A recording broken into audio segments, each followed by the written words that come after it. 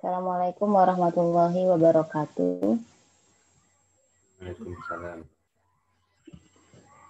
Terima kasih atas kehadiran Bapak Ibu sekalian di diskusi santai pada hari Jumat minggu ini. Kita mulai dengan membaca basmalah bersama-sama. Bismillahirrahmanirrahim. Pemateri kita pada hari Jumat siang hari ini adalah Bapak Muhlisin. Beliau adalah dosen pendidikan bahasa Inggris dan sekretaris program studi juga. Pada siang hari ini beliau akan menyampaikan tentang, judulnya agak panjang ini Pak. Judulnya adalah menulis artikel ilmiah di jurnal internasional dari hasil penelitian lokal. Insya Allah ini judul yang sangat relevan bagi kita, terutama dosen-dosen yang saat ini sedang berupaya merampungkan tanggung jawab atau kewajiban catur dharmanya untuk penelitian dan publikasi, maka kita perlu mendengarkan dengan seksama. Diskusi ini akan bagaimana nih Pak Muhlisin? Apakah setelah presentasi baru diskusi atau mungkin sambil diskusi sambil presentasi diskusi? Rusak kan laptopku. Iya, mungkin sambil santai aja Bu. Jadi saya mungkin akan memaparkan sedikit 10 menitan gitu. Terus setelah itu kita bisa diskusi barangkali seperti itu. Sedih. Bu Yoga, bocor Bu Yoga. Sedih. Sedih katanya Bu Yoga, sedih. Oke, baik kalau begitu Pak Muhlisin, waktu dan tempat saya persilahkan. Monggo. Terima kasih Bu Mila. Ya mohon maaf untuk Bapak Ibu sekalian, saya tidak bisa menampilkan kamera karena memang kamera saya nggak beroperasi, tidak hidup memang, nggak tahu kenapa dari awal memang seperti itu. Tapi nggak apa-apa lah karena kita sudah biasa ketemu satu sama lain, sudah biasa berinteraksi ya di dunia luring. Baik Bapak Ibu, terima kasih atas waktunya. Hari ini sebenarnya saya ingin ngobrol-ngobrol biasa dan saya di sini juga sebagai seorang yang masih belajar tentunya. Berbagai hal yang masih perlu saya pelajari. Tetapi barangkali dari apa yang saya kemarin beberapa waktu yang lalu dapatkan dari pengalaman menempuh akademik di Australia, terutama dengan dibimbing oleh para reviewer di jurnal-jurnal yang top, yang termasuk dalam peringkat-peringkat satu di bidangnya. Barangkali dari situ saya bisa berbagi wawasan, juga berbagi pengalaman yang juga mudah-mudahan bermanfaat bagi saya pribadi. Karena secara jujur, saya pribadi juga sudah lama sekali tidak publikasi. Ya. Bu Mila kemarin sering mengingatkan kepada saya, ayo Pak, nah, terutama juga Pak Hanafi, terusan kapan nulis lagi gitu. Aduh, ini masih cooling down ini saya masih, karena sudah meskipun saya kemarin belum sempat publikasi selama sudah, kalau tidak salah itu terakhir saya 2017, tetapi bukan berarti saya tidak menulis sama sekali karena memang pengerjaan disertasi saya cukup menyita waktu, harus banyak membaca dan menulis, yang itu juga prosesnya adalah hampir sama kalau saya rasakan dengan proses mereview proses review di jurnal-jurnal internasional yang dilakukan oleh para pembimbing saya. Baik Bapak Ibu, kembali kepada topik hari ini, yakni menulis artikel ilmiah di jurnal internasional dari hasil penelitian lokal. Ini mungkin menarik. Saya terpikir judul ini karena beberapa fenomena sebenarnya, beberapa pengalaman yang saya alami setelah saya kembali ke Jember. Ya, terutama dari beberapa kali membimbing skripsi dan kegiatan-kegiatan ilmiah oleh mahasiswa.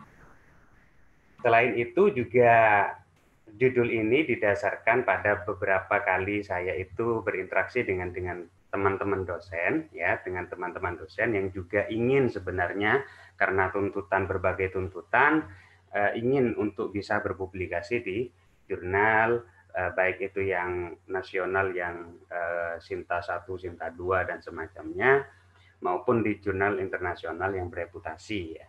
Ya tentunya di situ perlu mungkin sedikit banyak saya mengkaji, dan perspektif yang akan saya berikan untuk acara hari ini adalah kemungkinan agak bias Bapak Ibu. Ya saya mohon maaf kalau itu. Kalau memang itu nanti tidak mewakili semua perspektif, terutama dari perspektif teoritis. Ya, jadi ini saya clearkan di awal supaya nanti ada kejelasan arah dari pembicaraan kita. Yang pertama, kajian yang akan saya paparkan kemungkinan itu lebih besar kepada kajian empiris, Bapak Ibu.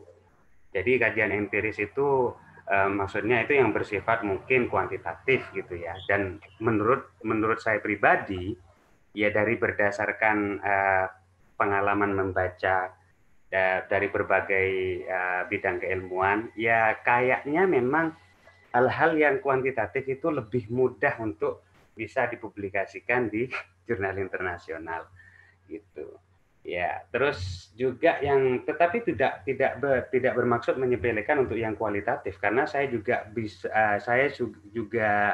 beberapa kali menemukan bahwa kualitatif yang juga dilakukan secara secara strict, secara terorganisir, benar-benar itu terorganisir, trustworthiness-nya itu hilang kekhasan lokalnya, di mana itu akhirnya memberikan cerminan bahwa ini bisa terjadi dalam konteks apapun.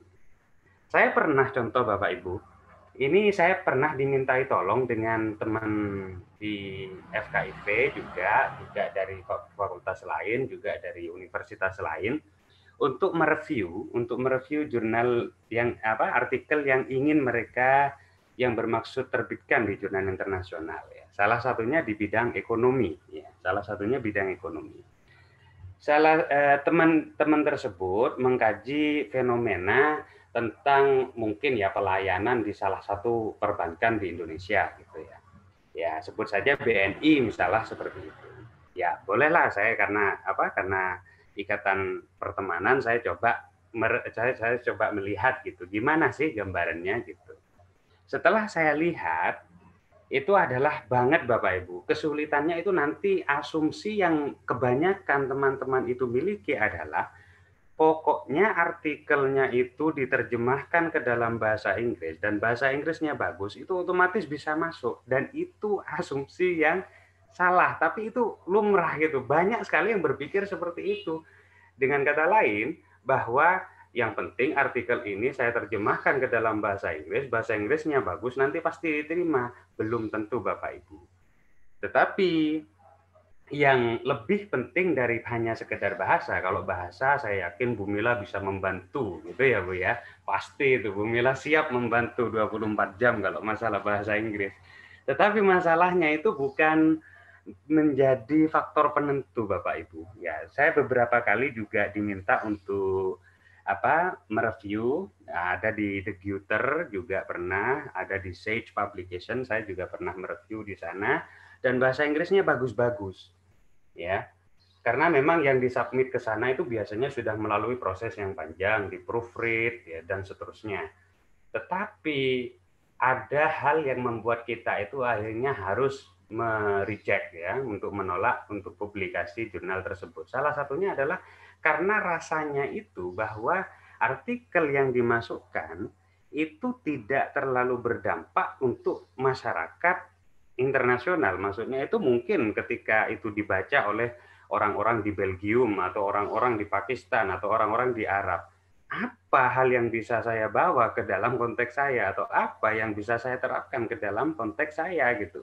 Ini lokal banget gitu. Bahkan mungkin fenomena perbankan yang ada katakan di daerah Jember yang katakan secara karakteristik itu adalah ya kota kecil gitu ya. Belum tentu itu terjadi juga di kota besar. Jadi dari segi cakupan itu terasa bahwa isi, ya ini kata kuncinya itu adalah isi Bapak Ibu. Isi tersebut itu terkekang dengan konteks lokal banget, dan itu susah ketika kita ingin menerbitkannya di jurnal-jurnal internasional yang untuk memang keterbacaannya adalah untuk teman-teman atau cendekiawan di berbagai negara. Nah, bagaimana cara menyikapinya itu yang menjadi pertanyaan Bapak Ibu. Sebelum saya ke sana, barangkali saya juga ingin membahas tentang yang terkait dengan kayak apa sih artikel-artikel yang biasa itu terbit dalam jurnal internasional.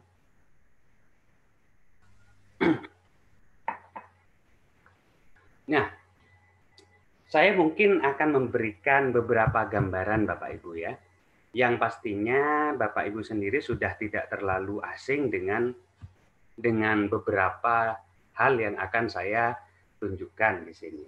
Kalau kita tahu dari sejarah keilmuan, terutama dalam keilmuan yang sudah yang keilmuan modern gitu.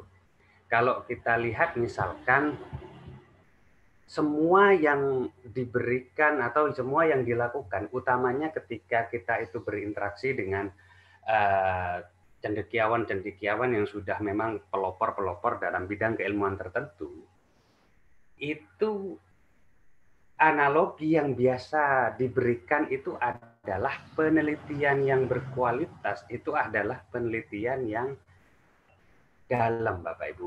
Dalam itu bukan dalam arti kompleks di lapangan, tetapi pembahasannya ke dalam. Dan saya sering di sini itu sering merasakan bahwa saya sering salah ketika harus ngobrol masalah penelitian dengan. Tetapi ini bukan berarti bahwa saya benar, bukan, Bu. Saya serasa sering salah ketika misalkan memberikan gambaran tentang penelitian yang sekiranya itu mudah di lapangan, tetapi dalam segi pembahasan gitu. Saya ulangi lagi, penelitian itu kadang itu dinilai bagus tidaknya itu dari kompleksitas di lapangan. Sedangkan itu bukan penentu. Kebanyakan contoh kita misalkan, kalau kita ingat di sejarah keilmuan dulu, Sir Isaac Newton misalnya ya, misalnya Isaac Newton yang pastinya Bapak Ibu sendiri sudah pernah sering sekali dengar, ya, founder of modern science, pendiri dari keilmuan modern adalah Sir Isaac Newton. Beliau hanya terinspirasi dari observasi atau penelitian sederhana, Bapak Ibu, di mana Isaac Newton itu hanya melihat sebuah apel jatuh dan dia bertanya, kenapa kok apel ini jatuh dan jatuhnya ke bawah, bukan ke samping, bukan ke atas, bukan ke depan, bukan ke belakang. Kalau kita sebagai orang yang memang biasa ya, orang biasa kayak kita, kalau orang-orang kayak Sir Isaac Newton kan orang-orang yang di luar kebiasaan, jadi dia akan mempertanyakan sesuatu yang bagi kita itu nggak perlu dipertanyakan gitu. Dan itu menariknya sebenarnya, dan banyak sekali penelitian di jurnal-jurnal yang katakanlah peringkat-peringkat satu yang nanti akan saya tunjukkan, itu sebenarnya penelitian di awal atau penelitiannya di lapangan itu simpel banget, seperti misalkan Sir Isaac Newton. Isaac Newton yang hanya melihat dan berpikir kenapa kok apel ini jatuhnya ke bawah, bukan ke samping, bukan ke belakang, dan seterusnya. Dia mampu merumuskan teori gravitasi yang pada saat itu berlaku sebelum dirumuskan kembali oleh si Einstein misalnya. Tetapi dari situ dia bisa dari hanya melihat suatu fenomena yang bagi kebanyakan orang adalah hal-hal wajar yang nggak perlu dipertanyakan. Tetapi dari situ Sir Isaac Newton dengan kedalaman pemikirannya mampu merumuskan berbagai hukum. Salah satunya adalah Three Law of Motion misalnya, 3 hukum gerak Newton misalnya. Dari situ dia juga bisa merumuskan tentang gravitasi misalnya. Karena apa? Karena ketika dia melihat si apel itu jatuh ke bawah, dia juga bertanya, kalau misalnya apel itu jatuh ke bawah, kenapa objek-objek yang di atas, yang di luar angkasa itu, apakah mereka juga jatuh? Apakah mereka juga jatuh ke bawah? Kalau memang jatuh ke bawah, kenapa kok mereka tidak menabrak bumi misalnya seperti itu, dan kenapa yang hal-hal yang terlihat yang dekat dengan bumi itu jatuhnya ke bawah? Dari situ dia berpikir sampai menemukan kalkulus hingga memberikan jawaban terhadap berbagai gerak yang ada baik itu di bumi maupun di luar angkasa. Jadi sebenarnya kalau kita ambil dari situ, penelitian yang dilakukan Newton, kalau itu bisa disebut dengan penelitian, itu sangat sederhana sekali. Cuman yang terpenting itu adalah si Isaac Newton itu juga berpikir mendalam sampai dengan menemukan kalkulus pada saat itu, yang pastinya Bapak Ibu yang dari Pak Tansil, yang pada saat itu akhirnya menemukan berbagai macam teori yang sampai sekarang banyak yang berlaku, terutama untuk hukum 3 gerak Newton itu. Nah, itu juga sama dengan misalkan saya biar tidak terlalu saya sambil share screen mungkin Bapak Ibu biar ada penampakan yang bisa saya tunjukkan gitu misalkan.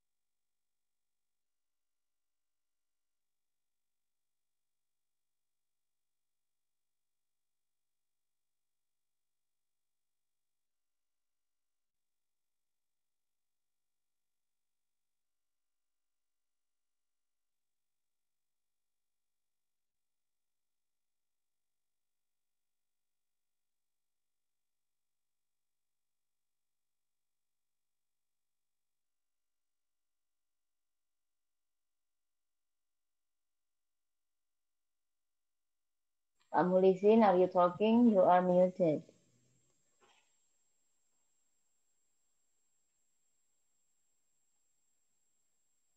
Pak Mulisin. I'm not sure whether you are aware. Tapi kayaknya Bapak tidak sengaja mute. Sudah, Bapak Ibu? Maaf. Sudah. Dari tadi ini saya di mute. Wah, saya ngobrol sendiri dari tadi. Saya pikir Bapak emang sengaja karena nyari apa gitu belum selesai. Kok agak lama itu saya khawatir. Tapi ini terpotong dari tadi Bu ya. Dari saya menunjukkan share screen ini atau dari tadi? Oh, sorry, ada cryptocurrency saya. sorry. Enggak perlu. Ini harusnya saya buang ini. Aman sudah. Sekarang akademik kita, Bu. Baik. Yang kedua contohnya adalah ini cuman saya ingin memberikan feel gitu ya Bu ya, Bapak Ibu, bahwa memang penelitian itu tidak harus kompleks di lapangan dan penelitian itu bisa kita poles sepoles-polesnya sehingga kita itu akhirnya dari penelitian yang sederhana itu bisa diterima di kalangan internasional, bahkan mungkin bisa menjadi groundbreaking seperti penelitian-penelitian misalkan yang dilakukan oleh Piaget misalnya, atau psikolog-psikolog atau pedagogi terdahulu yang kalau kita ingat-ingat kembali penelitian mereka itu simpel banget Bapak Ibu. Ya, tidak hanya di bidang psikologi, pedagogi, sosial, tetapi juga di bidang fisika misalnya, ilmu eksak misalnya. Ya, salah satunya adalah Isaac Newton. Yang selain itu juga misalnya Albert Einstein misalnya. Ketika Albert Einstein merumuskan teori relativitasnya, terutama relativitas yang spesial, terutama penelitiannya itu hanya kontemplasi, Bapak Ibu, di mana Albert Einstein itu hanya membayangkan, yang hingga akhirnya dia bisa merumuskan salah satu rumusan equation, persamaan yang sudah sangat terkenal sekali. Dia hanya berpikir seperti ini, kalau misalkan ruang dan waktu itu adalah satu, misalkan saya bergerak, ya kalau misalkan saya bisa bergerak dengan kecepatan cahaya, apa yang terjadi dengan waktu dan seterusnya. Di mana si Albert Einstein berpindah secara tempat, tetapi kecepatannya kecepatan cahaya, itu akhirnya menimbulkan sesuatu yang katakan itu di mana waktu itu seakan-akan berhenti. Jadi dengan kata lain adalah waktu itu relatif, seperti itu. Dan seterusnya. Mungkin yang bisa menjelaskan adalah, yang lebih bisa menjelaskan adalah Bu Yoga di sini, yang lebih paham tentang eksak. Tetapi dari situ yang feel atau rasa yang dapat kita ambil adalah bahwa penelitian itu kadang lebih yang seharusnya yang menjadi tolak ukur, yang kalau kita itu ingin memberikan, terutama ketika dengan tujuan kita ingin mempublikasikan untuk kalangan internasional, itu adalah bagaimana fenomena lokal yang kita observasi, yang kita teliti, yang kita kaji, itu bisa memberikan esensi atau memberikan nilai untuk hal-hal yang bisa berlaku secara universal. Ya seperti yang dilakukan oleh para psikolog ya dulu, misalnya Sigmund Freud, Jean Piaget, misalnya terus B.F. Skinner, ya meskipun sudah banyak tertolak sebagian dari teori mereka, Lev Vygotsky misalnya yang sangat populer sampai dengan hari ini, itu mereka tidak melakukan penelitian itu secara masif, Bapak Ibu. Kalau kita lihat Jean Piaget misalnya, di mana dia hanya melihat perkembangan meskipun secara longitudinal ya, 3 orang anak, 10 orang anak, 16 orang anak, tetapi apa yang hasil dari observasinya dia, penelitiannya dia itu seakan-akan itu masif banget. Jadi hal-hal yang bersifat bagi Jean Piaget, kalau kita bilangnya apa, Piaget maksud saya Piaget. Kalau kita lihat dari situ, itu lokal banget Bapak Ibu. Tetapi kenapa kok itu berlaku seakan-akan itu menjadi hukum, terutama dalam bidang pedagogi dan psikologi perkembangan. Dan banyak sekali, terutama kalau kita ngobrol dalam bidang pedagogi, dan yang lebih saya tahu itu adalah di bidang perkembangan, misalnya di perkembangan, apakah itu perkembangan bahasa, perkembangan kognitif, perkembangan psikis, itu banyak sekali penelitian yang simple, yang mungkin bahkan kalau itu di standar kita itu nggak layak diteliti. Contoh misalnya Arthur Reber, Bapak Ibu, di mana Arthur Reber itu itu masuk di apa?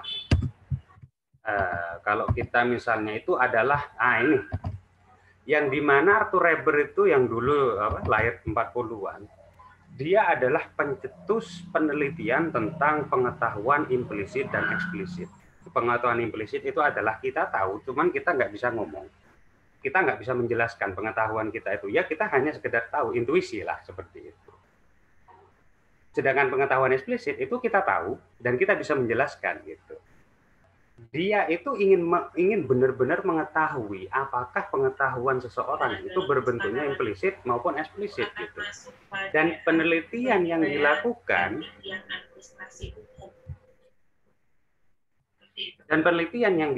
itu simpel sekali Bapak Ibu.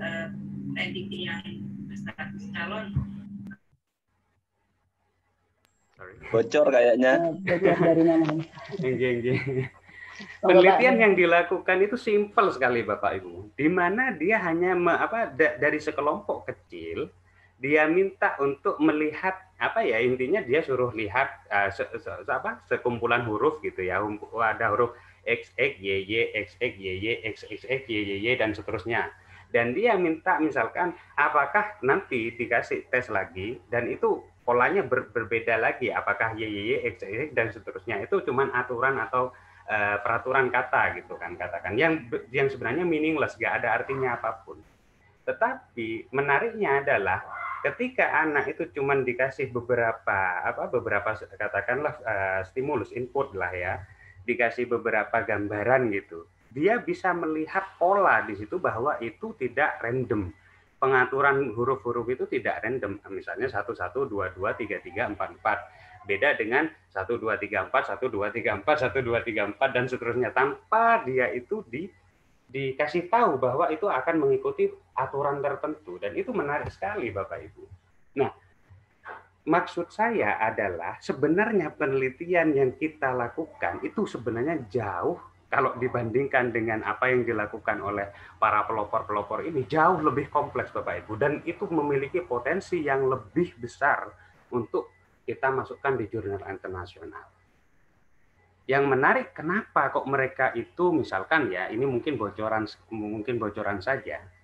Kenapa kok para peneliti atau para penulis misalnya, seperti misalnya kalau kita lihat misalnya adalah yang Pak Tanzil, pasti sudah sangat kenal dengan beliau ya.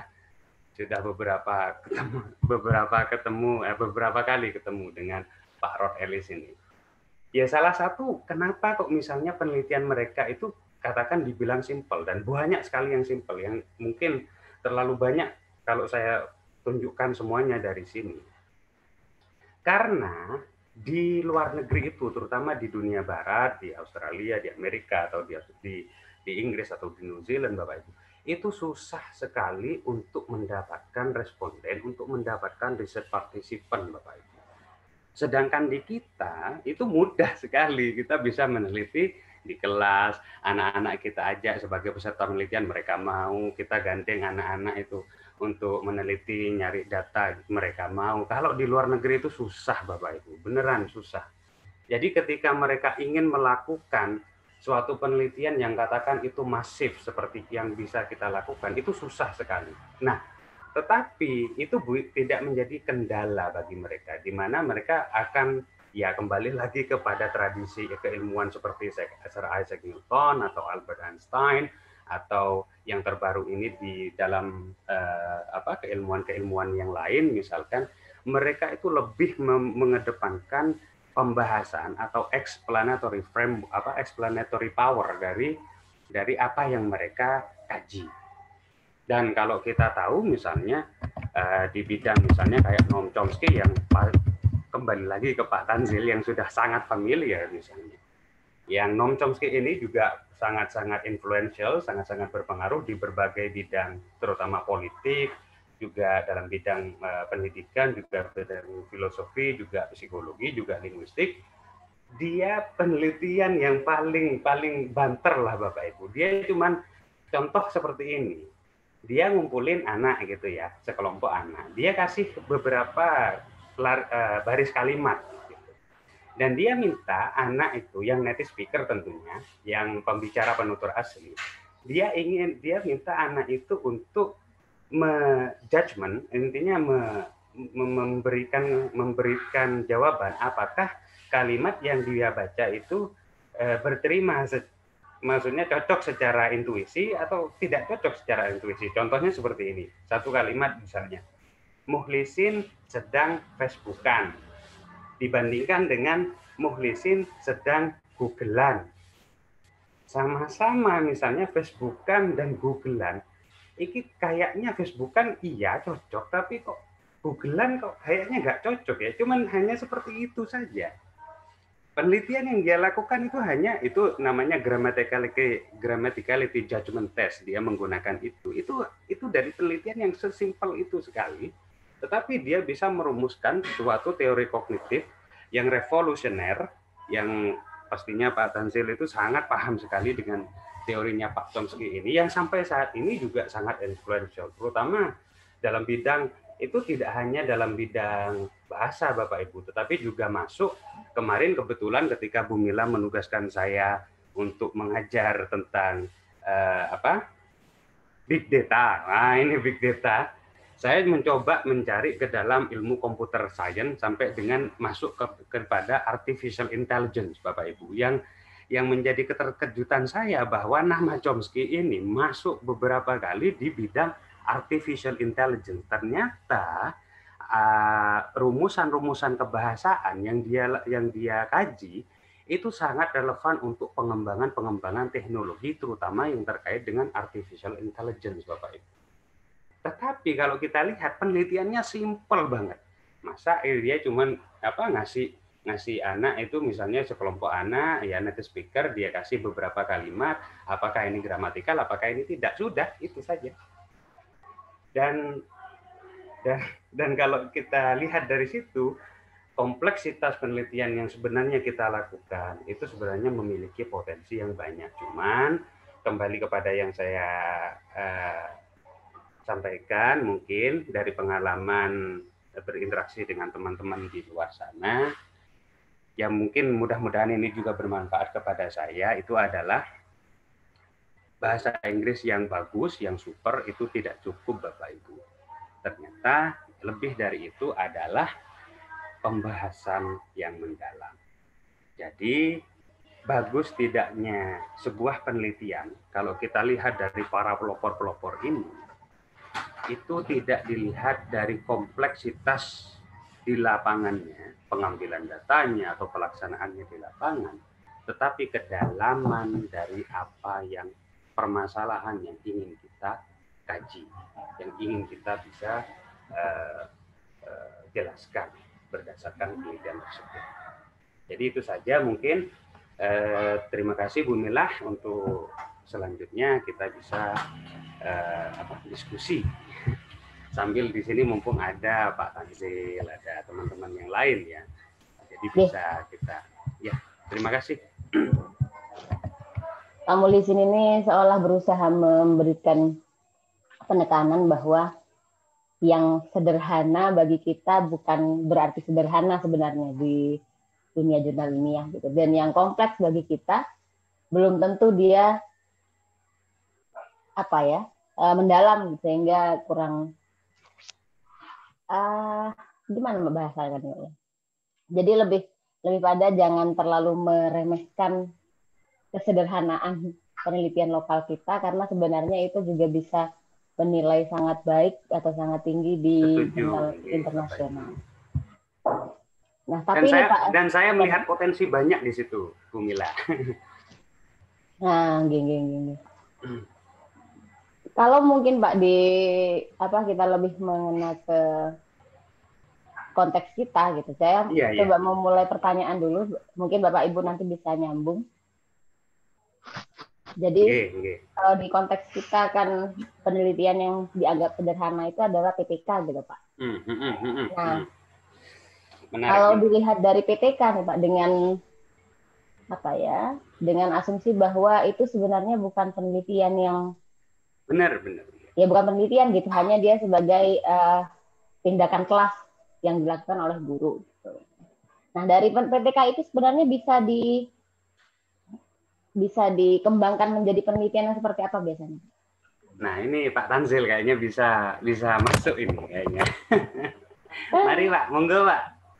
Lah. Saling Pak, biar saya nggak sendiri gitu. Enggak.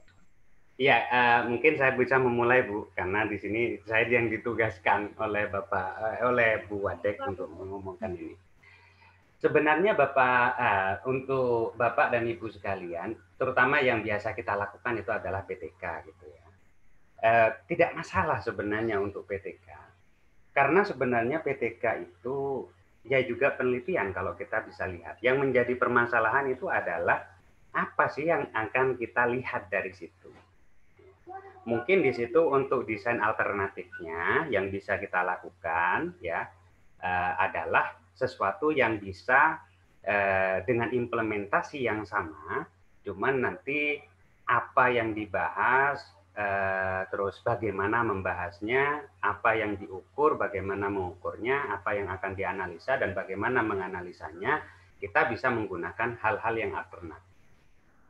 Di samping itu, contoh misalkan hal alternatif adalah kita menggunakan entah itu seperti misalnya within measure design misalnya seperti itu. Kita menggunakan repeated measure design misalnya seperti itu, di mana kita seakan-akan melakukan eksperimen dengan satu kelompok seperti itu sebelum dan sesudah. Daripada hanya mengukur misalnya ini kriteria sukses, ya sudah pokoknya nyampe ke sini sudah sukses tanpa memberikan kejelasan yang dalam kenapa kok itu sukses? Apa yang mendorong itu sukses? Faktor-faktor kognitif, faktor-faktor psikomotorik, faktor-faktor afektif, faktor-faktor apa yang itu akan mendorong itu sukses. Tanpa adanya penjelasan yang mendalam seperti itu, it may be difficult. Jadi mungkin susah. Nah, sebenarnya PTK tersebut kenapa kok susah ke dalam level internasional? Karena memang kalau kita lihat kebanyakan PTK yang ditulis itu memang lokal banget Bapak Ibu. Yang bersifat bahkan itu hanya terikat kepada di mana guru itu melaksanakan. Di konteks di mana bahkan ketika itu mau misalkan PTK ini dilakukan di sekolah swasta di pedesaan. Ketika itu mau dibawa di perkotaan itu sudah susah atau mungkin nggak relevan lagi. Gitu. Itu yang membuat penelitian itu kadang oleh si reviewer itu tidak atau ini kan lokal banget, ini nggak, katakanlah kalau kasarannya itu nggak bermanfaat bagi kalangan internasional gitu. Nah, jadi kemungkinan adalah selain yang tadi terkait dengan research method, itu adalah kedalaman pembahasan yang itu kebanyakan adalah sisi teoritis. Ya, seperti yang kita bicarakan tadi. Nah, untuk sisi teoritis itu sebenarnya itu yang menjadi tolak ukur bahwa itu adalah penelitian, bukan laporan. Bedanya penelitian dan laporan adalah tidak hanya menggambarkan suatu fenomena, tetapi menjelaskan suatu fenomena. Ada descriptive power, tetapi juga dilengkapi oleh explanatory power. Kalau laporan atau jurnalisme itu hanya deskriptif saja gitu. Barangkali itu Bu Nur Kamila.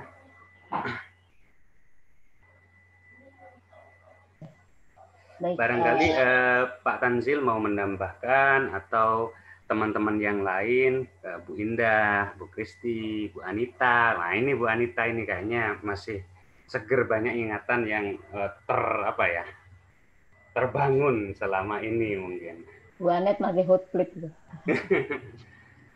Monggo, Pak Tanzil sepertinya sudah unmute. Ya karena baru pindah saya tadi dari HP dari luar. Terus sekarang di pantai Bapak. Sekarang di pantai, pintar sekali. Sekarang di pantai betul. Iya. Saya tidak tahu ya persisnya seperti apa poin dari pertanyaan tadi dari Bunila ya.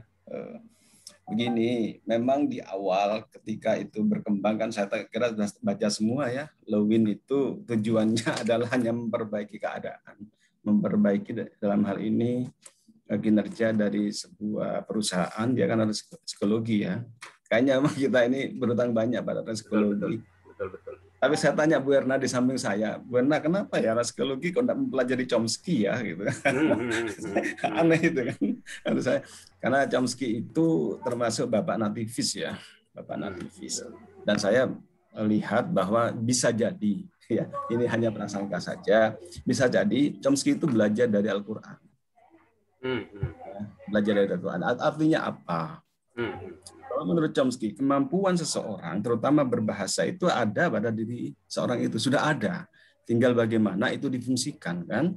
Ya, seperti itu. Tergantung pada pajanan apa yang dia terima, ya. Yang paling banyak, kalau pajanan bahasa Inggris, ya berbahasa Inggris lah dia. Kalau pajanannya bahasa Madura, berbahasa Madura lah dia. Tapi intinya bahwa potensi itu sudah ada. Artinya kalau kita kembali kan di dalam agama kita kan disebutkan ulu mauludin yuladu ala fitrah itu. Fitrah itu kan bukan suci seperti kebanyakan yang ditafsiri orang selama ini, bukan. Suci itu artinya fitrah itu artinya bahwa kita ini dibuai kemampuan yang sudah lengkap oleh Allah. Kemudian itu dikaitkan dengan surat At-Tin ya, bahwa sesempurna penciptaan termasuk kecerdasan. Tinggal bagaimana memfungsikan itu.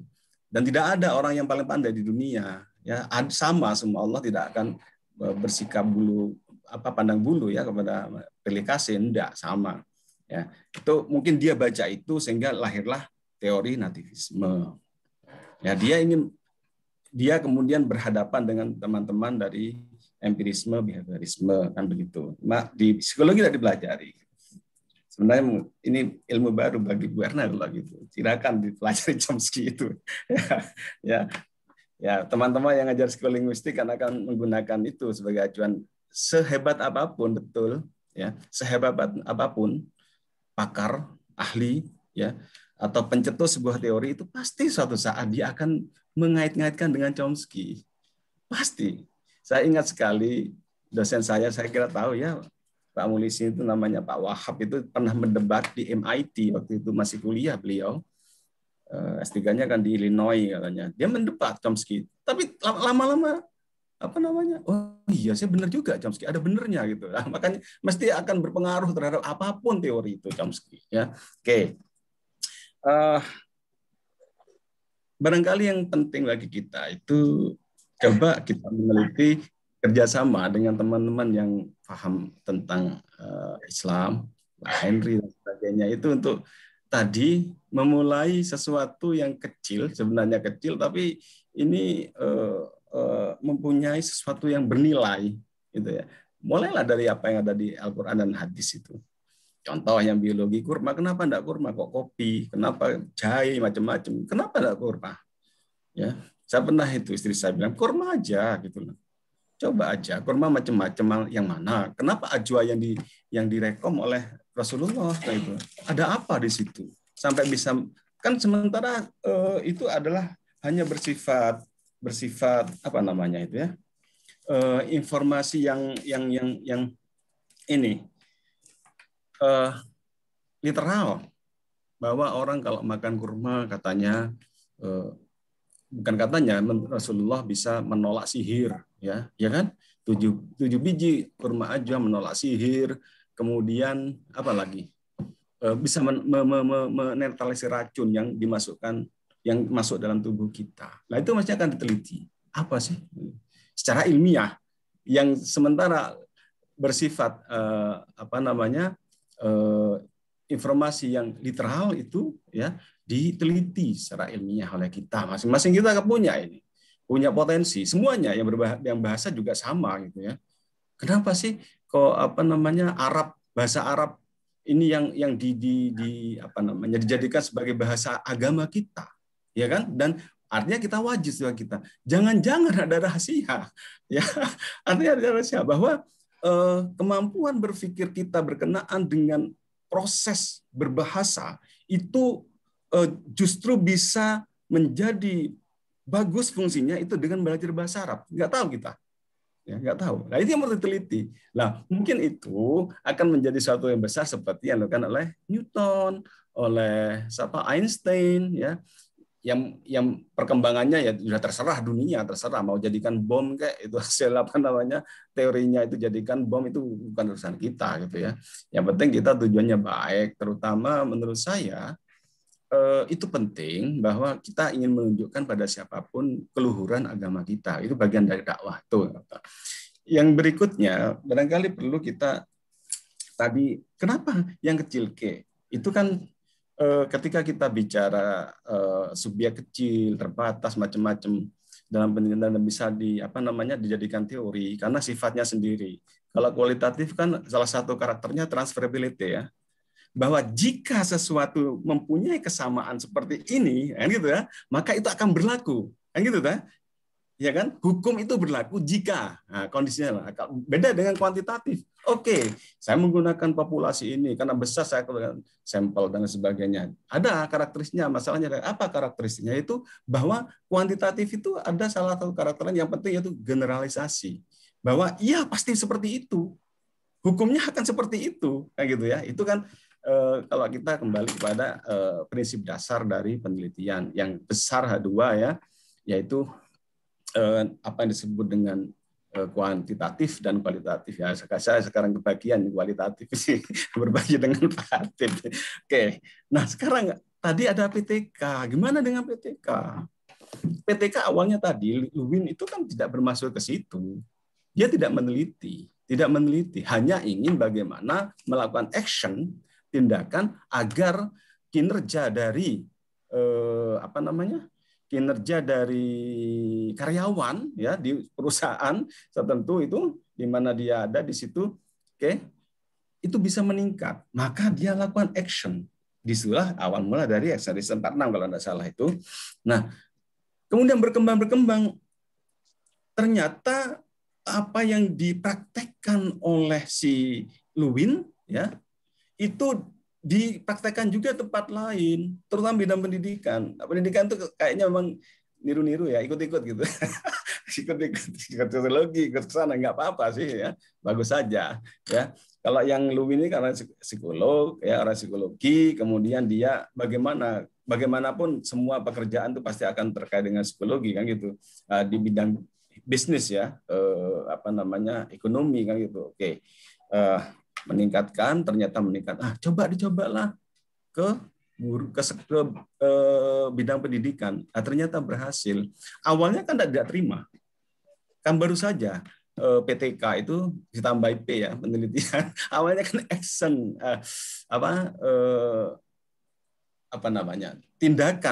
tindakan saja. Akhirnya menjadi action research kayak gitu. Ditambah di kita menjadi penelitian tindakan kelas karena di kelas. Intinya kenapa itu dijadikan bisa diakui oleh kan hanya dua ya madhab penelitian tuh kuantitatif kualitatif. Kemudian ini bisa karena ada prinsip-prinsip yang dilakukan dalam penelitian itu digunakan dalam tindakan. Maka dia diangkatlah sebagai tindakan. Kemudian kalau mau ditetapkan di mana dia nggak bisa. Dia tidak di kualitatif, tidak di kuantitatif. Karena memang tidak membuktikan. Tidak membuktikan. Seperti yang tadi itu, penelitian kuantitatif kan verifying theory ya. Kalau kuantitatif itu tidak membuktikan dia. Dan tidak bisa dia kemudian kalau ini begini hukum disiplin seperti ini adanya tidak bisa serta-merta tempat lain, nggak bisa. Nah makanya dia tetap tidak ikut kualitatif kuantitatif, maka dia itu disebut banci karena tidak kemana-mana. Masalahnya sekarang ini kemudian menjadi penelitian yang diminati banyak pakar ya. Kalau Anda salah tepatnya Pak Muhrisin sendiri di Kertin itu banyak yang PTK itu ya. Dulu ketika saya ke sana awal itu banyak yang PTK. Seperti siapa sih Bill sendiri, Bill Atweh itu ya orang matematika dia itu. Itu dia menyarankan saya waktu itu cobalah PTK ya. Pakai pedagogical produktif pedagogi waktu itu ya, masih rame-ramenya produktif pedagogi macam-macam itu. Oke. Nah, di dalam PTK itu ya tadi sudah diakui sebagai karena ada prinsip-prinsip seperti bagaimana kita menemukan masalah, kemudian memecahkan masalah itu, tapi dengan tindakan ya. Yaitu yang mungkin yang perlu diluruskan saja di kita ini terkesan, maaf sekali lagi maaf, bahwa terkesan itu seperti eksperimen. Desain boleh eksperimen, boleh. Ya. Mau desain apa di riset, action riset itu boleh silakan saja. Desainnya mau apa silakan. Ya. Cuma tetap tujuannya itu hanya memperbaiki saja. Meningkatkan, memperbaiki. Nah, artinya mungkin itu tadi betul Pak Muhsin. Yang penting itu ketika kita melakukan action itu, menyelenggarakan action itu, ketika sudah sampai pada analisis itu apa itu kalau PTK siklus itu planning, kemudian acting, observing dan reflecting. Nah di situ ya mestinya reflectionnya itu kalau kita pakai kuantitatif jumlah halamannya itu paling banyak dibandingkan bagian yang lain mestinya. Jadi apa yang terjadi yang setitik itu kan dibahas di situ. Apa artinya? Bahwa ini meskipun orang lain tidak meneliti, guru lain itu bisa mengambil. Ya kan, mengambil apa yang dihasilkan oleh penelitian tersebut, bahwa ini menjadi hal penting, kan gitu toh di pembelajaran yang saya itu penting gitu untuk diperhatikan ya, misalkan anak-anak dalam waktu sekian menit tidak fokus misalkan, kan itu dibahas toh 2 menit tetap ada sesuatu yang hilang ketika itu dalam proses interaksi pembelajaran. Nah, itu menurut saya yang penting, dan saya yakin kita punya peluang. Pak, saya masih tertarik PTK, itu yang penting. Yang penting bahwa ketika sudah sampai pada pembahasan, ya, kalau di PTK itu reflection, kita harus benar-benar bisa memberikan sesuatu yang memberikan analisis yang mendalam terhadap apa yang kita teliti. Ya, setiap hal itu kita kaji, ya, apakah mau compare kan terserah aja gitu ya, terserah aja, nanti dibahas secara mendalam. Nah, itu insya Allah bahwa artikel kita yang kita gunakan itu akan, ya, termasuk tadi, coba saya saya tidak mendewakan si enggak sama sekali. Saya sering bertentangan kadang-kadang dengan Handoyo itu, Pak Handoyo itu, ya. Dia tidak setuju Swills. Silakan aja tidak setuju dengan Swills itu. Tapi menurut saya Swills model ini bagi kita FL di Indonesia ini membantu loh itu, ya kan? Yang occupying niche itu, ya, sekarang digunakan di MBKM itu niche itu, saya sudah sekian tahun yang lalu menggunakan istilah itu sebenarnya. Ya, establishing niche, occupying niche itu sudah lama saya menggunakan, 10 tahun yang lalu saya sudah gunakan kok. Teman-teman senang menggunakan itu, ya saya biar aja gitu kan, barang baru senang-senang aja. Pak Dwi, Pak, ini harus niche. Iya Pak, gitu saya, padahal saya tahu saya itu kan di Swiss model. Pak Andoi tidak setuju, tapi saya tetap setuju. Cobalah agar kemampuan menulis artikel macam-macam itu bagus, menggunakan itu saja model Swills, ya, Swills model. Saya kira tidak ada masalah. Hendak itu nggak begitu tulisan itu. Nah, nyatanya ketika kita menulis seperti itu diterima kok di artikel-artikel. Mungkin dia kebetulan masuk di jurnal yang tidak menggunakan itu. Nah, menurut saya silakan Bapak Ibu menggunakan yang mana. Ya, saya pernah berdebat di Solo itu dengan Pak Handoyo itu ketika ICCTI itu, ya, di Solo.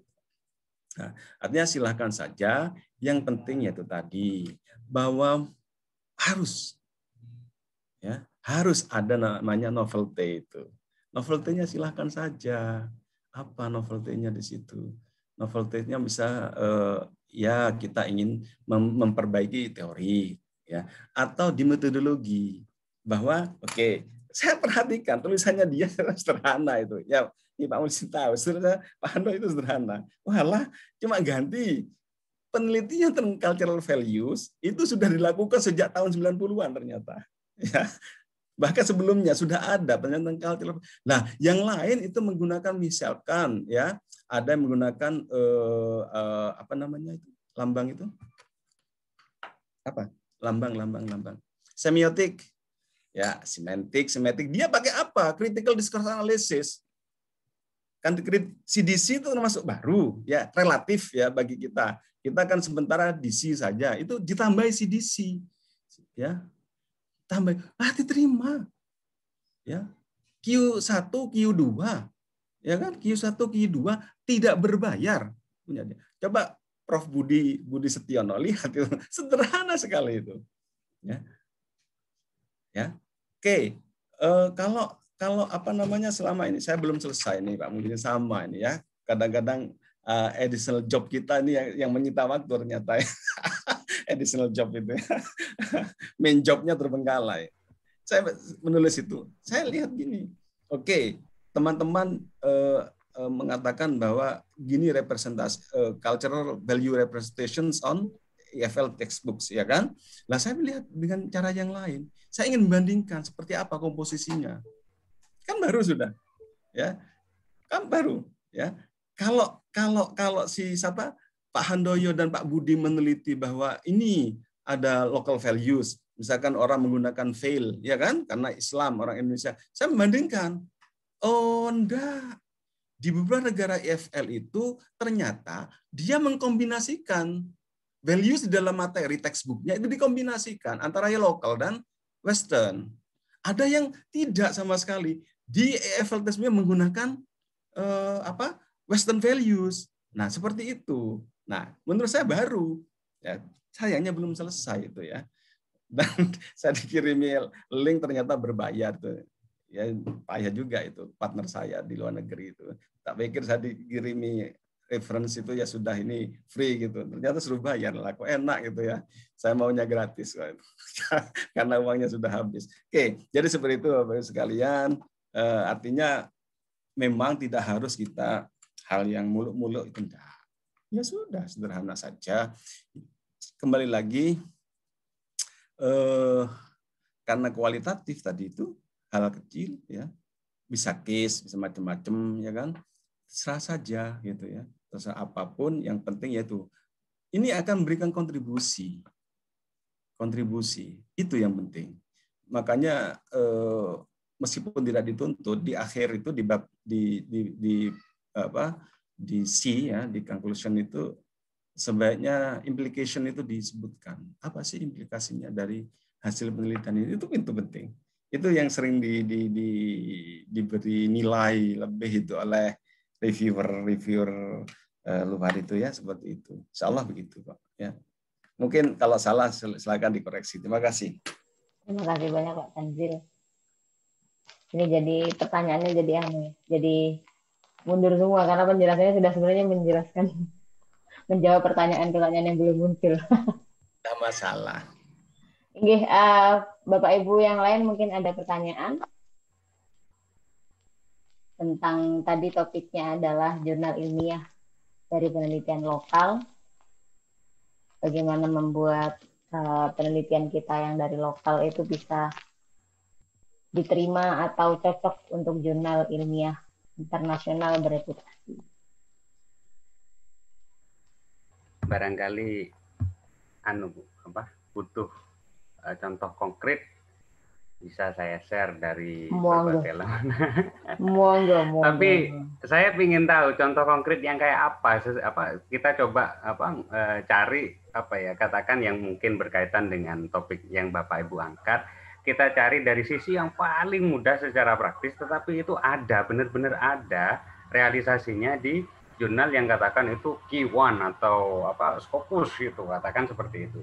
Coba kita bedah di situ yang sekiranya itu memang ini penelitian saya simpel, menurut saya nggak layak, tetapi ada, berarti layak gitu. Barangkali di situ akan menarik Bapak. Silakan. Ini sini ya akhirnya ya.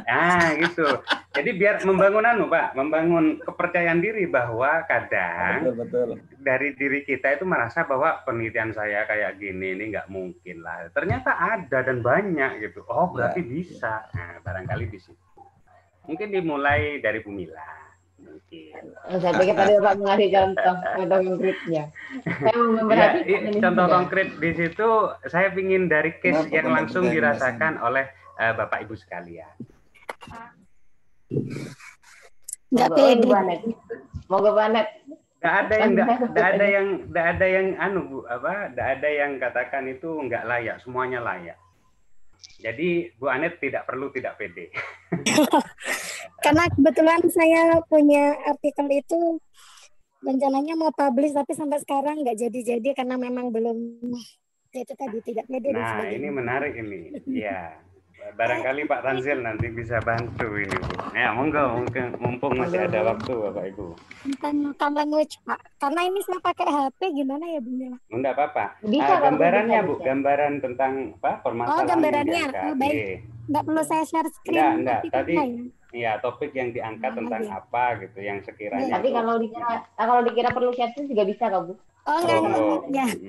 Sebenarnya pengen sih direview oleh Pak Mulisin dan Pak Tanzil. Saya nggak punya kapasitas di situ. Banyak lah. Monggo, sambil nyantai kita.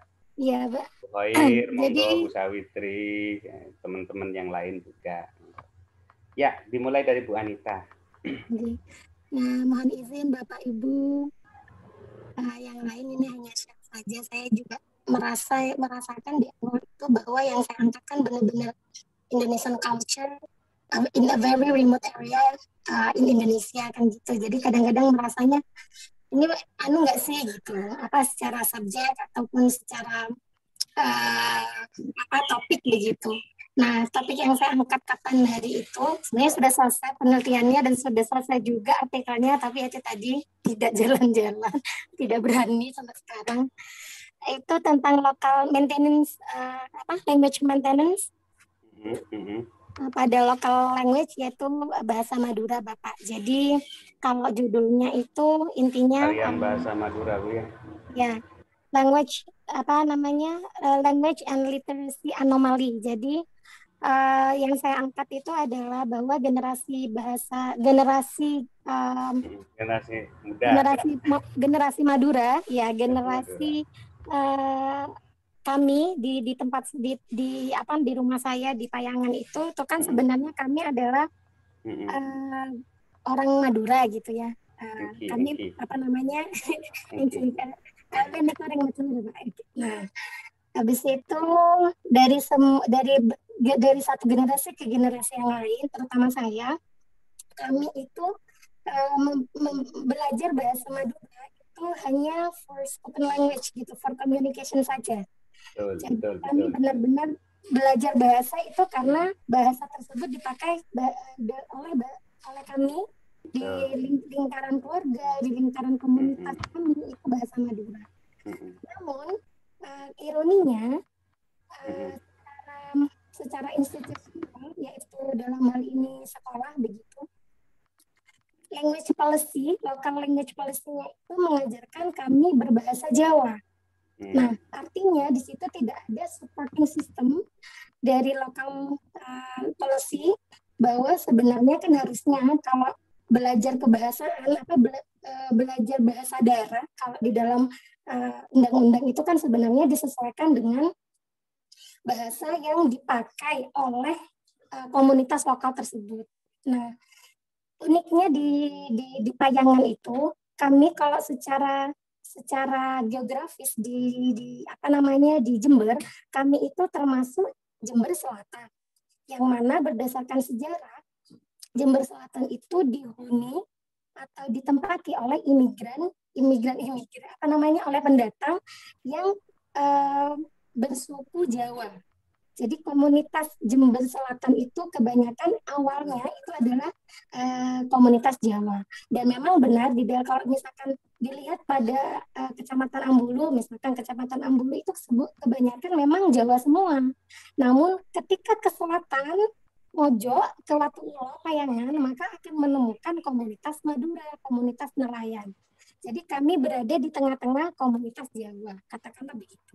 Yang mana pada akhirnya kami dari generasi ke generasi ini tadi, termasuk saya dan setelah saya, bahasa daerahnya itu mengikuti bahasa daerah yang mayor, yaitu bahasa Jawa, Pak.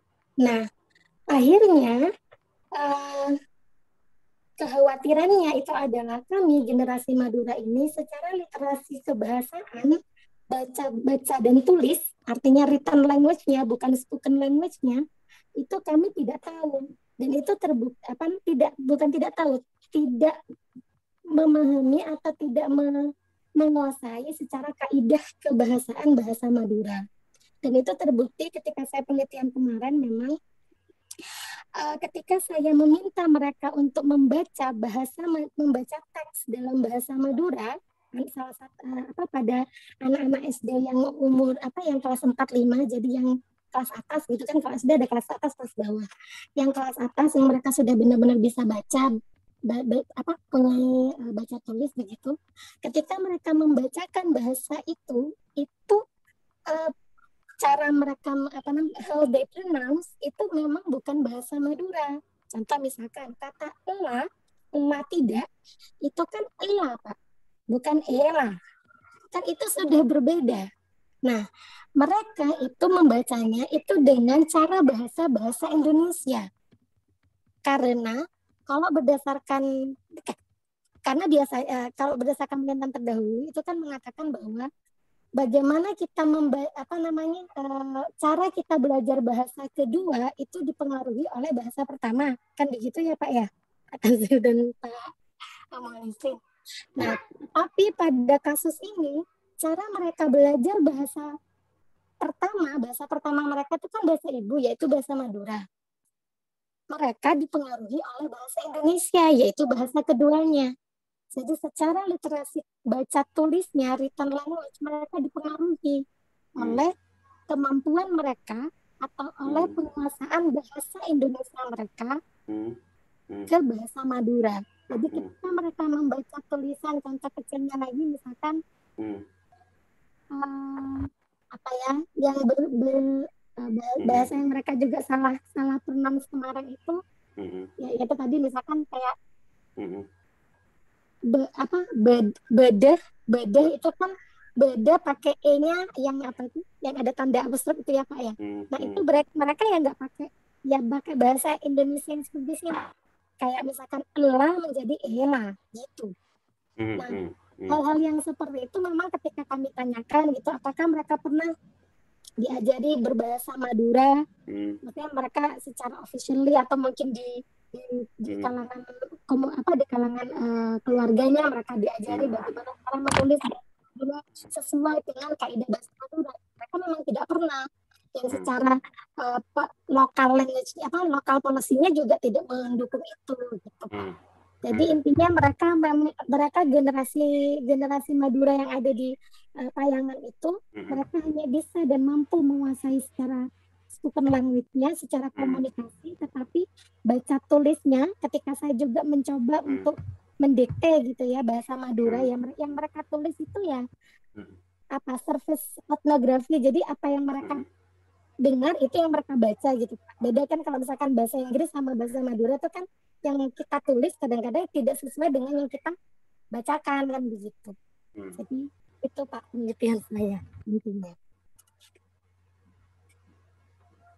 Terus? Ya intinya begitu. Iya menarik itu Bu, menarik banget itu. Jadi ya. maksud saya banyak sekali pertanyaan.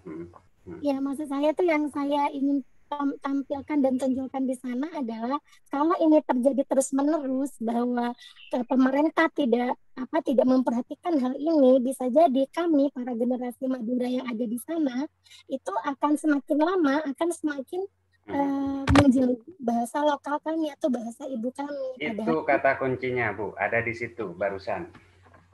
Iya, itu Pak. Barusan ada di situ. Untuk bisa memoles itu akhirnya bisa berterima secara universal, secara berterima secara global, secara internasional, ada di situ. Ada di situ. Ada di barusan yang Bu Anita barusan barusan sebutkan itu ya. Semakin lama semakin bla bla bla gitu. Itu contoh-contoh mungkin di situ yang saya kasih contoh adalah beberapa artikel yang memang itu notabene itu sudah disitasi dari berbagai ribu artikel setelahnya. Setelah artikel itu diterbitkan terus disitasi oleh beberapa ribu, itu persis pokok pikirannya itu seperti punyanya Bu Anita. Ya. Jadi memang katakan di situ memang itu bersifat lokal, katakanlah bersifat lokal, itu terjadi di Payangan gitu kan. Tetapi sebenarnya fenomena yang terjadi di Payangan itu juga terjadi di berbagai area di berbagai area di dunia gitu. Contoh misalnya apakah di Michigan, apakah di London, apakah di mana, ketika misalkan seiring berjalannya waktu dari generasi ke generasi itu pasti ada perubahan. Yang perubahan itu tidak langsung serta-merta, bukan transformasi tetapi evolusi. Itu ada teorinya dan saya yakin kalau Bu Anita memang tertarik itu bisa diangkat dan akhirnya juga bisa tembus dan bisa bahkan misalnya masuk ke dalam contoh misalkan adalah jurnal yang nomor 1 di bidang kita Bu itu adalah language learning. Itu yang banyak sekali di situ. Banyak sekali. Contoh yang mungkin saya bisa share screen sebagai contoh konkret yang juga ada pertanyaan dari Bu Khoir di situ. Contoh yang katakan itu benar-benar nanti itu bisa terangkat kayak apa sih nanti kalau itu direalisasikan dalam proyek yang nyata penulisan gitu ya. Contohnya seperti itu. Oke, let me share screen. Nah, contoh saya akan share screen. Nah, yang pertama, ini Bu, yang pertama yang Bu Anita perlu lihat adalah di sini ada namanya Profesor William Davis yang kemarin sempat datang ke Sumeneb. Nah, William Davis ini dulu Ya. dia sudah meninggal beberapa tahun yang lalu. Tapi dia adalah salah satu pakar orang Amerika, dia di University of Iowa, dari University of Iowa, yang dia itu semua publikasinya adalah tentang Madura. Contohnya misalnya di sini A Grammar of Madura's New Horizon, The Analysis of Control and Racing, semuanya itu adalah Madura. Dia memang pakarnya Madura. Nah, kalau terkait dengan tadi literasi, ya, misalkan cara penulisan dan semuanya, ejaan dan semuanya, itu Bu Anita bisa merujuk ke sini salah satunya lah ya. Bagaimana yang standar awalnya dan bagaimana itu berubah pada akhirnya gitu. Cuman yang terkait dengan itu fenomena perubahan-perubahan itu bisa dilihat misalnya salah satu bapak yang mengkaji tentang itu, karena dalam linguistik yang bisa Bu Anita. Bu Anita, sorry Bu, ini pikiran saya kemana-mana. Saya juga. Ya, yang bisa diambil itu adalah, iya Bu. Ini misalkan salah satu adalah misalnya the 5 graces. Ini bisa dilihat ya Bu ya. Bisa Pak. Ya, the 5 graces group. Ini juga dia membahas tentang bagaimana bahasa itu akan berevolusi. Ini dari language learning yang kalau kita dilihat di Scopus, contoh ya, saya akan cek Scopus di sini bahwa dia itu juga masuk ke jurnal yang katakan untuk bidang bahasa itu adalah salah satu error. Scopus. Saya bersemangat ini melihat betapa menariknya penelitian atau kajian yang akan dilakukan oleh Bu Anita. Semangat saya. Waduh, saya langsung bersemangat jadi juga ini Pak. Itu bukan hal yang sepele Bapak Ibu, yang mungkin di awal kelihatan sepele, cuman sepele atau tidaknya adalah tergantung dari sources saya lihat, tergantung dari bagaimana kita bisa membahas hal-hal yang seperti itu. Dan ini banyak sekali, misalnya saya coba langsung aja misalnya language learning, atau saya lihat ke subject area, terus saya lihat untuk bidang misalnya language and linguistic untuk art and humanities, masuk juga social science, kita lihat di sini bahwa dia masuk ke ya untuk bahasa juga masuk artificial intelligence Bapak Ibu, ya human cognitive research, communication research dan seterusnya. Dan dia masuk di language learning barusan itu masuk di mana ya?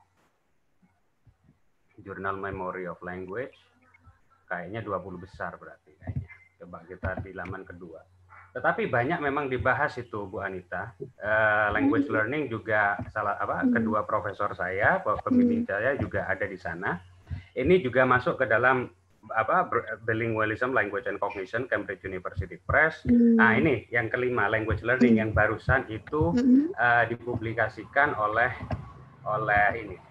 Jadi ini adalah teori baru Bu Anita. Ya, language is a complex adaptive system. Ini memang teori baru yang untuk menjelaskan pergeseran baik itu dalam bentuk pengucapan atau makna atau apapun yang itu dilihat dari berbagai sisi. Saya punya artikelnya Bu Anita. Dia melihat dari sisi tadi yang seperti Bu Anita jelaskan, itu dari sisi environment, dari sisi sosial, dari sisi political, dan juga dari sisi kognitif. Bagaimana semuanya itu berinteraksi. Nah, mungkin nanti yang menarik adalah seperti yang dilakukan. Kebetulan saya beberapa kali ketemu misalnya di sini dengan Nick Ellis, saya pernah ketemu John Holland, William Croft, Morten Christiansen, Joan Bybee, itu adalah para pelopornya.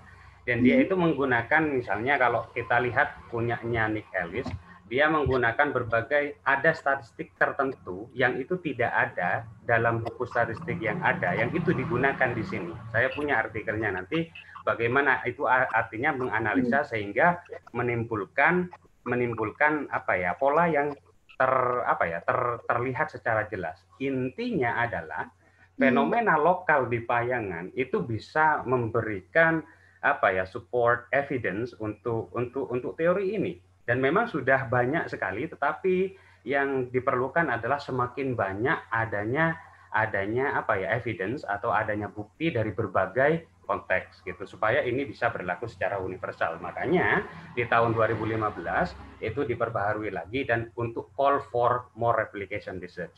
Jadi dalam bidang ini itu sangat masuk sekali Bu Anita. Oke, wah, tercerahkan sekali saya, Pak. Nah, cuman ini adalah ya ini alirannya adalah emergentis, berbeda dengan yang tadi disebutkan oleh Pak Tanzil, ya ini aliran nativis. Kalau yang Bu Anita sebutkan itu adalah alirannya itu adalah emergentis, ya. Jadi bagaimana perubahan-perubahan itu akhirnya emerge, akhirnya muncul, didorong oleh berbagai faktor sosial, faktor politikal, faktor teknologi dan semuanya. Johan Baibi. Ya, jadi itu sangat-sangat bisa Bu Anita.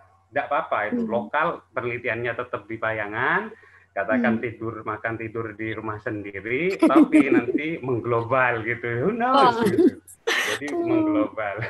Ya, mungkin perlu belajar discussionnya nanti perlu saya tambahkan yang dari Pak Davis tadi itu Pak ya, biar nampak lebih ini. Iya Bu. Jadi kalau jadi seperti itu, ya Bu Anita, betul. Barangkali ada tambahan dari Pak Tanzil, monggo, atau ada pertanyaan dari teman-teman yang lain. Kalau Bu Anita sudah puas dengan mungkin yang lain ada yang ingin William Davis, Bu. Ada pertanyaan ini Pak. Beliau agak malu-malu, jadi beliau percaya. Pertanyaannya saya bacakan saja. Jadi beliau minta pendapat dari Pak Mulisin tentang penelitian yang menggunakan studi kepustakaan. Nah, apakah studi kepustakaan bisa diangkat ke jurnal internasional berputasi? Oke, pertanyaan menarik. Jika iya, nanti bisa langsung dijawab. Jika iya, tips dan triknya agar penelitian kepustakaan itu bisa diterima bagaimana? Lalu bagaimana agar kualitas penelitian studi kepustakaan bisa terlihat menarik? Bagus. Terima kasih, itu pertanyaan yang sangat menarik itu Bapak Ibu. Ya, kemarin saya ingat apa yang disampaikan oleh Pak Tanzil tentang systematic review itu bisa. Cuman ada yang katakan memang sekarang itu lagi ngetren Bapak Ibu, yang itu meneliti hasil penelitian. Intinya itu adalah kajian pustaka. Nah ini yang menarik. Yang itu kalau itu bisa muncul, itu sangat-sangat menjadi rujukan yang itu bersifat internasional, di mana si peneliti itu daripada hanya menulis katakan literatur review seperti narasi, dia melakukan kajian untuk mengkaji kajian sebelumnya. Itu namanya adalah contohnya itu adalah meta analisis. Namanya itu metode yang digunakan adalah meta analisis Bapak Ibu. Dan ini umum sekali. Saya kasih contoh misalnya, jadi systematic review, meta analisis dan semuanya. Ini intinya adalah si penulis itu semuanya, dan banyak sekali ya, umum sekali kalau di luar negeri ini umum. Ini juga masuk ke medical research, untuk social research, untuk pedagogic research, untuk berbagai macam research, itu bisa kita melakukan meta analysis. Contohnya itu misalnya adalah Norris and Ortega.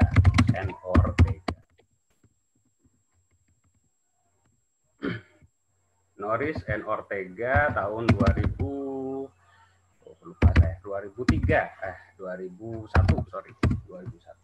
ya. Nah, meta analysis review. Dia melakukan meta analisis yang isinya adalah language learning lagi Bu Anita. Karena ini memang bagus ini jurnalnya. Yang dia itu intinya adalah dia mengkaji literatur dan menganalisisnya menggunakan meta analisis yang sangat amat simpel, di mana meta analisis itu hanya berkaitan dengan untuk mengetahui effect size atau statistical power. Jadi dia mengumpulkan berbagai penelitian kuantitatif, ketemu signifikan apa tidak, terlebih dari itu dia ingin juga mengetahui apakah efek tersebut, apakah dampak tersebut, apakah pengaruh tersebut itu kuat atau lemah gitu. Jadi kalau dalam statistik itu Bapak Ibu tidak hanya masalah signifikan atau non signifikan, apakah dampak itu berdampak secara signifikan atau tidak, tetapi lebih dari itu apakah signifikan atau tidak signifikan itu terjadi secara kebetulan ataukah memang itu kuat secara statistical power, ada di situ perhitungannya. Selain itu juga ingin mengetahui tentang misalnya kekuatan efek misalnya. itu boleh saja signifikan, tetapi berbeda kekuatan efeknya, kekuatan pengaruhnya berbeda. Ada yang signifikan, tetapi pengaruhnya itu kekuatannya misalnya lemah. Ada yang medium, ada yang high. Nah, kemarin saya sempat menjelaskan itu ketika saya diundang oleh Pak Hatip. Ya, itu bisa. Caranya adalah supaya kita itu bisa artikel kita itu bisa semakin memungkinkan untuk diterima, itu kita bisa masuk ke dalam meta analitik. Selain juga apa yang disampaikan oleh Pak Tanzil, itu bidang systematic review juga bisa ya. Cuman untuk meta analitik ini lebih banyak untuk diterima. Mungkin yang saya itu yang dalam bidang bahasa mungkin saya tunjukkan juga barangkali untuk yang bidang education. Yang itu juga di jurnal-jurnal di Scopus Bapak Ibu itu banyak sekali tentang meta analitik. Kita ambil saja contoh ini adalah ini yang halaman 1. Kita lihat contoh misalnya adalah artikel peringkat 1 di bidang education. Contoh adalah review of educational research di sini. Kita klik ya, di situ kita mengetahui di sini misalkan review of educational research itu di search publication. Oke, di sini kita sudah masuk. Kita cari yang lain juga. Sorry, internetnya lemot kayak yang punya ini.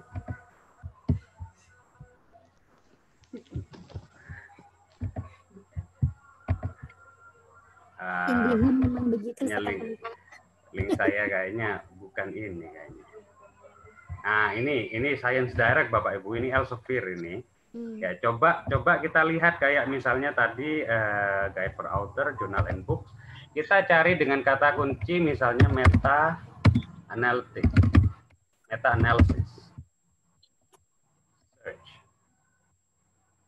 Di artikel ini banyak sekali, misalnya different bases in meta-analysis, ini meta-analysis, ini meta-analysis, ini meta-analysis, meta-analysis. Yang pada intinya ini hanyalah kajian literatur. Nah, caranya bisa seperti itu. Jadi bukan berarti ketika kita menulis kajian literatur itu sulit diterima, tetapi dengan metodologi atau cara yang benar-benar itu valid, yang memang itu katakan itu sudah keabsahannya itu dapat diterima, ya Bapak Ibu, itu bisa diterima. Ini hanya salah satu contoh, ada 653.583 hasil yang terkait dengan meta-analisis di jurnal ini, di jurnal apa ini. Jadi bisa, ya itu jawaban dari pertanyaan yang barusan. Nah, ya kalau ada lagi barangkali. Baik, itu tadi pertanyaan dari Bu Yeni Paut. Iya. Semoga Bu Yeni kalau nanti ada yang ingin tanyakan lagi bisa japri ke Pak Muhlisin ya Pak. Ya, banyak cara kok sebenarnya kalau kita tidak melakukan penelitian sendiri menggunakan data yang sudah ada, kan begitu itu kan boleh itu. Boleh nggih Pak, nggih. Jadi tadi disebut systematic literature review yang saya singgung dulu. Terus tadi mereka pakai meta analisis. Kemudian ada lagi yang biologi misalkan ya, yang biologi terutama ini gunakan aja in silico. Ya, in silico aja banget diketik gitu. In silico lah muncul itu. In silico itu apa gitu. Ya. Kalau yang literature review itu bisa orang-orang psikologi, orang-orang ya PAUD itu ya. Macam-macam kok cara yang bisa kita gunakan untuk melakukan. Makanya itulah dasar kami waktu itu saya masih di LP3, mahasiswa diajari tentang bagaimana memanfaatkan big data, ya kan? Artinya bahwa di situ ada yang bisa digunakan oleh masyarakat tanpa mereka harus ke lapangan misalkan. Ya, memang butuh bimbingan dari dosen. Ya, dosennya harus paham dulu kalau membimbing tentang itu, tentang penelitian yang bersifat literature review. Ya. Jadi dosennya paham, mahasiswa diajari caranya memanfaatkan itu, prosedurnya bagaimana. Jangan dosennya tidak paham, salah semua nanti itu ke belakang itu. Saya dengar di beberapa prodi itu nggak tahu ada dasarnya apa, hanya dibagi-bagi gitu. Enggak, kita ke depan tidak begitu. sebaiknya dosen yang mengajar memang dia memang bidangnya gitu loh. Ya. Kan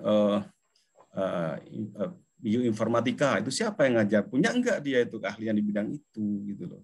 Nah, atau kalau yang apa namanya PAUD, ada mata kuliah tambahan tentang literature review misalkan.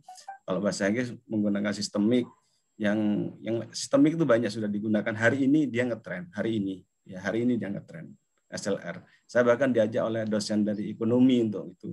Saya bilang, waduh saya belum sempat ini. Banyak yang harus saya kerjakan. Saya kira gitu. Baik. Terima kasih banyak Pak Tanzil dan Pak Muhyiddin. Bapak Ibu, apakah ada lagi yang ingin sharing? Saya ingin menanggapi yang Bu Anu itu, Bu Anet. Itu banyak Bu Anet. Bu Anet bisa kemana-mana kok itu. Bisa ke Language and Culture. Cari aja jurnal yang berkaitan dengan culture. Karena begini, kalau tidak salah tadi saya nge-share link untuk mengikuti conference ya, multidisciplinary itu yang Mindanao itu. Salah satu materinya berkenaan dengan STEAM ya, STEM yang berkembang jadi STEAM. A-nya di situ itu yaitu salah satunya berkaitan dengan isu cultural loss. Ya. Kalau kita kemarin-kemarin bicara tentang learning loss itu ya karena pandemi, sebenarnya ada isu yang sudah mendunia itu cultural loss. Jadi terjadi itu. Bukan hanya biodiversity loss, ya macam-macam. Dunia mulai kehilangan, termasuk budaya.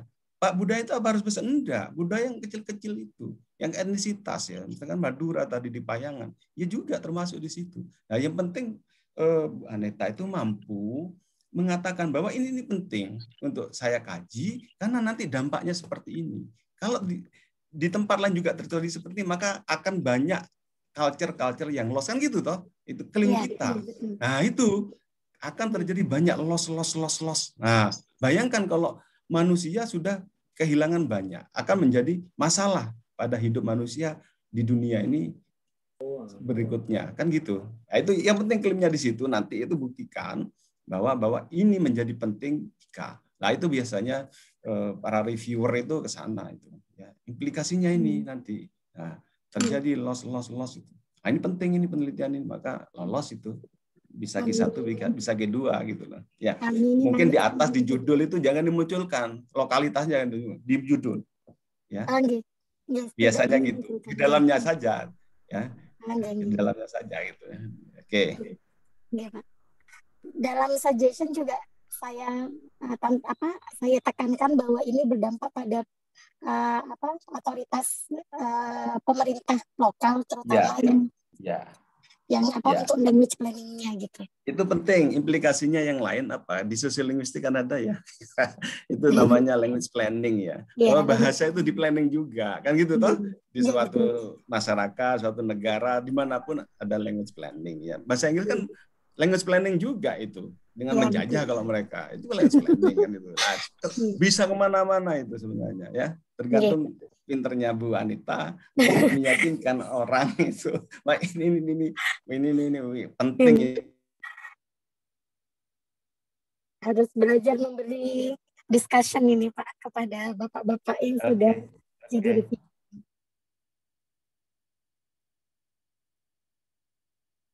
Baik, terima kasih untuk Pak Tanzil tambahannya tadi.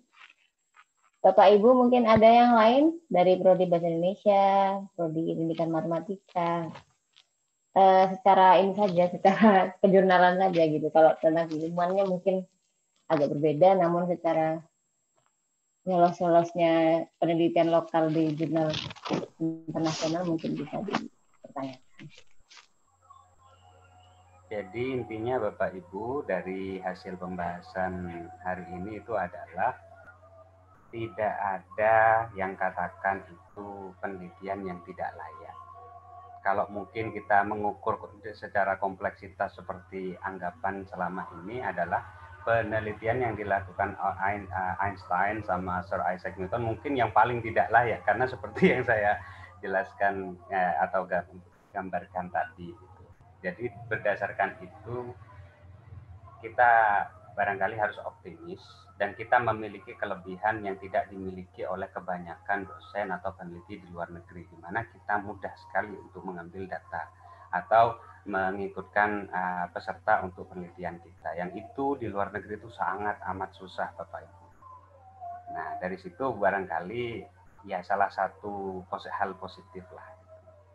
Dan seperti yang tadi berangkat dari fenomena yang ditanyakan oleh Bu Anita dan teman-teman yang lain, sebenarnya itu tergantung dari mana kita bisa melihat sisi pentingnya itu. Kalau misalkan itu memang bersifat lokal, katakan rumahan gitu, tetapi kita bisa melihat aspek sisi yang fundamental yang bisa, entah itu kalau dalam sisi kualitatifnya apakah transferability-nya, atau kalau kuantitatifnya itu dari sisi misalnya universality-nya, ya kalau kita bisa melihat itu dan bisa meyakinkan terutama si reviewer bahwa ini memang akan berdampak atau bisa memberikan hal-hal yang baru, insight baru terhadap pembaca internasional, kemungkinan besar memang itu bisa diterima. Jadi kesalahan yang selama ini biasa kita pegang yakni adalah pokoknya bahasa Inggrisnya bagus, artikel apapun pasti diterima. Itu keliru. Lebih dari sekedar bahasa adalah keterbacaan atau dampak yang bisa diambil dari apa yang kita bahas di artikel bagi masyarakat internasional. Jadi itu kayaknya. Intinya sih gitu.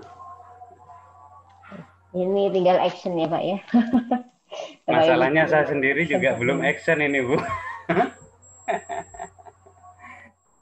Aduh, saya nunggu Pak Tanzil sama Pak Agus Milu. Yang tua jangan ditunggu. Yang tua sudah langkahnya sudah pelan-pelan ini. Baik Bapak Ibu, apakah ada penambahan mulai cepat lagi? Larinya sudah. Lagi anget ini Bu Anita ini. Nah, betul. Anget ini Bu Anita. Karena ditagih Pak, kalau sekolah kan banyak tagihannya. Saya lagi cooling down. Ini nih saya ngomong sekarang ya, ini. Pernah ngerasani Pak Mulisin. Ya kan? Dengan Pak Hatip waktu itu. Gini ceritanya. Pak Tansil, Pak Mulisin itu dulu kan biasa ya ketika jadi murid kita S1. Betul, Pak. Itu. Terus bisa Pak melejit ya Pak ya. Saya gini, cuma ya asumsi ya, mudah-mudahan benar ya. Kalau salah mohon maaf. Mungkin Pak. Karena ketika di Malang itu Pak dikondisikan kan Pak, suruh bikin paper sebanyak-banyak oleh dosen. Hanya terbiasa betul, Pak. Nah maksud saya kayaknya memang pengkondisian itu penting. Makanya saya berharap yang muda-muda menurut Kamila sudah terbiasa ketika S1 S2 itu kan. Wah, itu dikondisikan kan oleh situasi belajar di situ gitu loh. Nah, makanya ayo sekarang Bu Anet yang S3 itu kan dikondisikan itu. Nah, itu ini kesempatan yang bagus untuk membentuk gitu ya. Membentuk diri kita itu. Saya kira gitu. Apa betul ya Pak Mulisin gitu ya? Memang betul ya asumsinya tadi itu ya. Saya merasa ini Pak. Jadi topik rasan-rasan. Tapi terima kasih. Tapi bagus. Pak. Tapi bagus. Terima kasih Pak Tanzil. Ya, bagus itu ya. Oke. Jadi itu Bapak Ibu. Semangat Bu Mila. Saya cooling down dulu. Semangat Bu Fitri. Oh Bu Fitri sibuk. Jangan dulu. Bu Fitri sedang Pak. Sudah banyak tugas tambahan. Memantau Pak Mulisin. Saya masih masa transisi ini Bu. Kalau saya alasannya masih masa transisi dengan tugas-tugas. Masih semangat toh Pak? Gitu ya Pak ya. Nunggu ya. Iya. Nanti saya khususan Pak privat ke Pak Mulisin. Jangan Bu. Nanti kalau privat malah saya takut ini. Enggak Pak, nanti saya bawa jangan orang lupa ditarik Pak Mulisin. Pak Mulisin jangan lupa pakai tarif Pak Mulisin. Iya betul. Tarif. Siap. Konsultan. Siap. Putri Pak nanti Pak. Aduh lah. Iya. Tapi ini juga akhirnya menggugah menggugah apa ya yang selama ini tertidur saya, Bu. Dari kemarin ya wes kayak gitu. Tapi kayaknya karena saya hari ini terpaksa ngomongkan itu, ya saya sendiri kayaknya harus membuktikan juga ini akhirnya.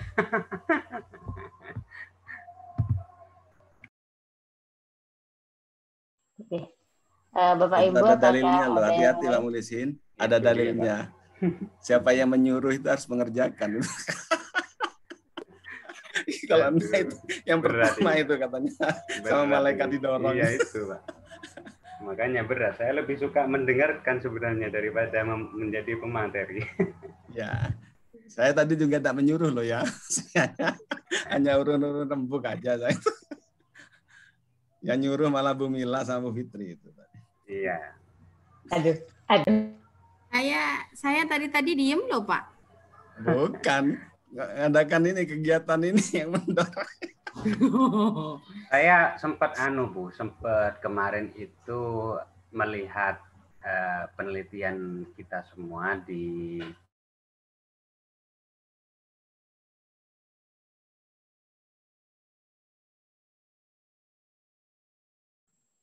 Pak Mulisin.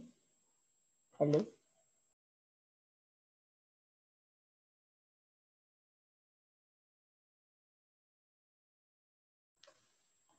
Pak Mulisin, apakah Bapak sedang berbicara? Ini tidak terdengar suaranya.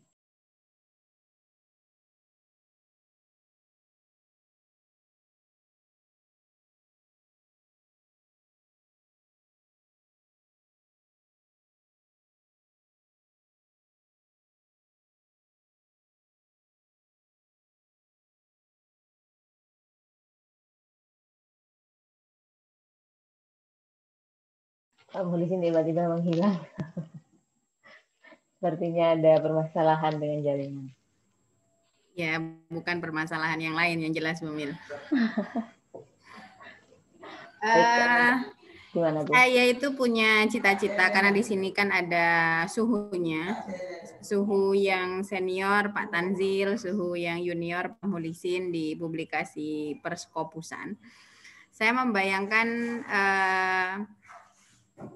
ini juga berkaitan dengan kualitas dari FKIP dan juga prodi-prodi, bagaimana luaran artikel penelitian dosen-dosen itu bisa terindeks begitu ya, bisa dipublikasi di jurnal bereputasi. Tapi ketika kita bisa berjalan sendiri-sendiri itu rasanya kurang karena minta dijiwit gitu, kadang minta dicetol, kadang minta digendong gitu ya. Saya ingin aja boleh terrealisasi, tapi harapannya terrealisasi. Bersama-sama entah dalam satu prodi yang sama atau lintas program studi kita menjadi partner supaya kita bisa melakukan kerjasama untuk publikasi ini. Terutama saya ini dianggap tua apa ya? Apa saya tua? Enggak tahu juga. Ibu transisi. Tapi saya itu muda dalam penulisan gitu karena belum punya pengalaman yang memadai seperti Bapak Ibu semua yang ada di sini. Jadi saya ingin diajak bagaimana caranya menulis yang baik, yang benar sehingga bisa dipublikasikan di jurnal bereputasi. Saya berharap bisa diajak. Jadi memang proses berpikirnya, proses menulisnya itu dilibatkan secara penuh sehingga bisa memiliki kompetensi yang memadai yang sesungguhnya, bukan hanya gitu, nggak hanya gitu, tapi bisa lebih dari mungkin OW gitu. Saya berharap bisa mendapatkan bimbingan karena ini mungkin akan sejalan dengan penjaminan mutu universitas, andainya publikasi dari dosen-dosen itu bisa melejit, melangit gitu ya, meskipun kita tetap ingin menapaki bumi. Jadi saya mohon arahan, mohon digandeng kami-kami yang masih muda ini Pak Tanzil dan Pak Mulisin, dan juga teman-teman yang lain yang sudah memiliki ID Scopus.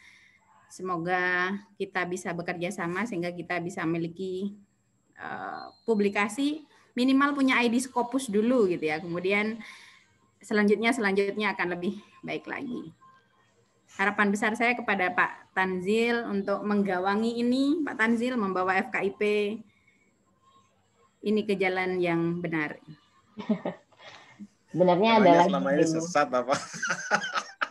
Sekarang sudah benar sih Pak, tapi Sirotol Mustaqimnya kan untuk publikasi masih terseok-seok gitu, masih di main Sinta aja gitu ya. Belum. Kapan Setelah kita? lagi. Oke, Setelah lagi siap, pasti Pak. bisa kok. Saya Cocok, Pak. doakan segera. Ya. Siap, ditunggu. Terima kasih Pak Tanzil. Ini saya teringat Bu Christine dan Bu Yoga nih jadinya.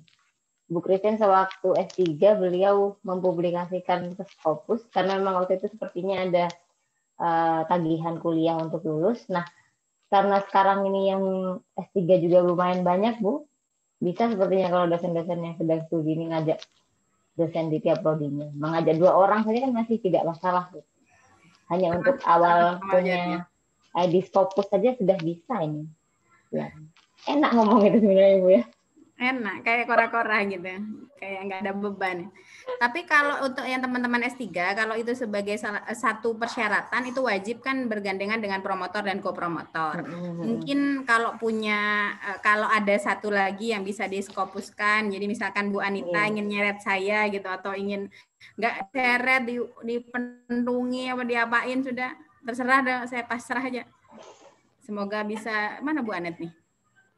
Tadi sudah live ada kegiatan katanya. Okay. Sayang ini saya nggak didengar. Semoga bisa ikut gitu. Oke. Gimana ini Bu? Baik Bu Mila, karena mungkin sudah 57 bisa diakhiri. Mbak Mulisin mungkin sedang mencari jaringan, jangan sampai ke alun-alun gitu ya. Oh, listriknya padam. Jadi tidak bisa join lagi. Semoga ini bermanfaat. Kemudian teman-teman dosen untuk sertifikat bisa langsung diisi. Jadi saya sangat mengucapkan terima kasih kepada Bapak Agus Milo Susetyo. Ini semacam dosen yang memiliki kompetensi yang luar biasa di bidang IT, sehingga sertifikat untuk setiap kegiatan bisa cus meluncur. Saya juga sudah mencobanya dan sudah saya terima di email saya. Selamat menggunakan sertifikat ini untuk kebaikan dan juga tagihan-tagihan Ibu sebagai salah satu usaha untuk melaksanakan Tridharma perguruan tinggi. Terima kasih Bu Mila, Pak Milu, Pak Tanzil, dan semuanya. Assalamualaikum. Kita tutup sekalian ya Bu, sekalian Bapaknya. Assalamualaikum warahmatullahi wabarakatuh. Waalaikumsalam warahmatullahi wabarakatuh. Terima kasih.